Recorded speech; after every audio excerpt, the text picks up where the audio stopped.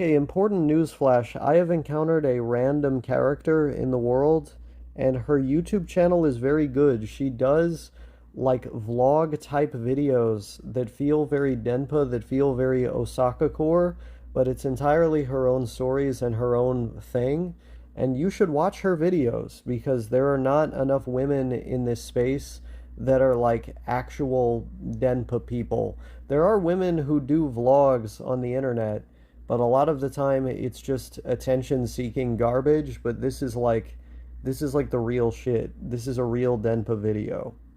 I got a fucking job interview, motherfucker. So today is a big day for me, and I'm gonna have to keep an eye on my watch because I don't want to spend too much time on here and accidentally miss the Uber that I have scheduled to go where I need to go.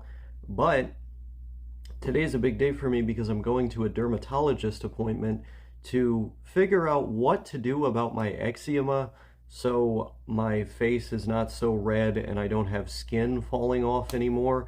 I know more or less what they're going to do because I have had treatments for this condition, I'm not so sure what it is, for in the past. I was going to say for a long time, but no, I got it in the past and then I stopped because I didn't have a way to get to my appointments. But I'm going to that appointment and I'm going to see how it goes. But in terms of that, I'm hoping that they can fix it because, man, I don't like having to deal with skin falling off my face all the time and then into my eyes and then having to go to the bathroom to douse water in my face. Man, it's awful because I remember when I was on that bus to go to Arizona to see my girlfriend the first time that we ever met, and oh my God, I was on that bus for 36 hours and shit kept getting in my eye. And when you were on a bus like that, you cannot really just go to the bathroom and douse water in your face because there's no bathroom to go to. So I literally had to just like cry it out of my eye, and it was extremely painful. I would just sit there in pain for like 20 minutes while whatever was in my eye was in my eye, and it would burn like crazy too. It was not fun. I mean, there were multiple times when I actually had to get off of the bus because they were going to do routine cleaning or what have you, and we had to stay in whatever station, whatever hub we had stopped at, and I actually had to get off the bus with my eyes closed, like I could not properly see. And one of the problems, of course, is that stuff would get into like my best eye, the eye that I can see the best out of, and so then I could only have opened the eye that I cannot see almost anything out of, which is unfortunately a thing that's developed over time. I've gone so long without wearing glasses that one of my eyes has adapted to the point where it has become the more dominant eye. And like my eyes have adapted in a way, they've made these changes to my vision over time in order to deal with the fact that I don't have glasses on, to be able to see better in that context. And it's had these disastrous consequences because one of my eyes is just so bad, like I just barely see out of that eye. And when I have both of them opened, it's not a problem. I can see fine, except for things that are far away.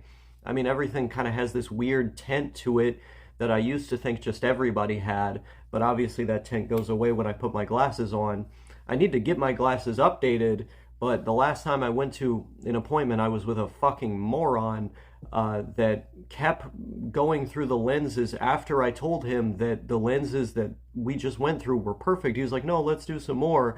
And then he's like, oh, is that one better or worse than the other one? And I was like, no. And then he kept doing it, and then finally chose some lenses that were way worse than the ones that I said were perfect. So, I mean, that shit really pissed me off. But whatever. You know, I'll be able to do it again in a year. My insurance will cover it again in a year, and I won't have to keep using my glasses from 2 years ago that I really should not even be using at this point, that are also broken. Thankfully, my girlfriend fixed them, which was very kind of her. You know, she's good with those tools. I have tremors, so my hands will shake too much for me to use really small tools like that, or they'll literally just fall out of my hands, which is a nervous system thing. But this eczema thing, I have not like been able to do anything about for a while now. So now I'm finally going to be able to do something about it, which is a great development.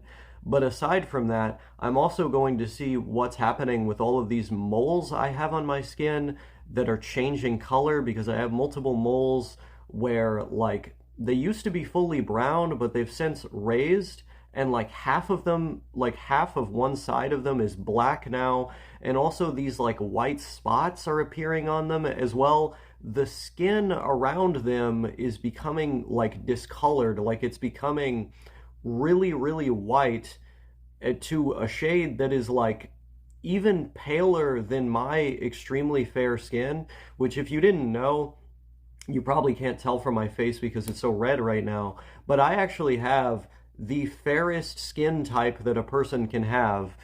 You can owe that to Irish DNA, I guess. But because of that, I burn very easily in the sun. All it takes is for me being out 10 minutes in high UV and I get a sunburn.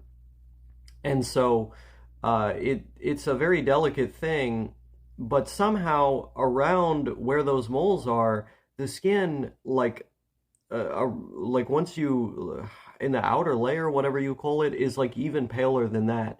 So I don't know what's happening in terms of these moles. I think it's some kind of skin cancer is developing, or like the early signs of it being concerning. When I went to my primary care doctor back in December to talk about this, she was like, yeah, you've got multiple signs that a melanoma is developing. You should go see the dermatologist.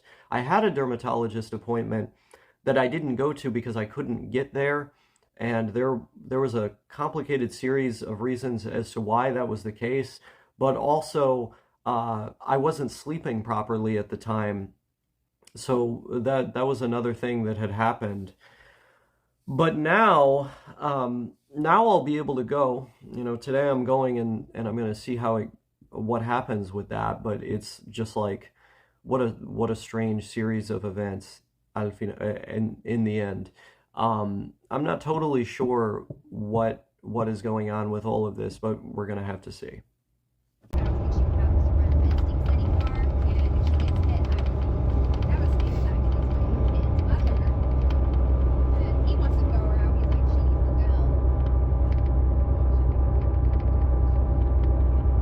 Dog has dementia, so sometimes he just randomly starts barking at nighttime. He can't really control it. It's not his fault, but yeah, it's a thing that happens. Anyway, I ended up doing my appointment. I got back from my appointment and I found out that I did have some concerning moles, but they removed them. They are now removed. They took liquid nitrogen and just sprayed it all over them, and they were like, yeah, this shit's gonna be gone eventually. It's gonna fall off in like a week and it'll scab up. And I'm like, okay, cool. And so now it's gone. Now I no longer have to worry about anything such as that. That's cool. And health issues resolved. Wait, I want him to be like bye bye. I want him, wait, is it gonna be possible? See if I can pull. I think I can just pull up on the fabric like back here. Like the thing is, I want to make him wave bye without my hand being visible in the shot. Now it looks like he's doing a certain salute.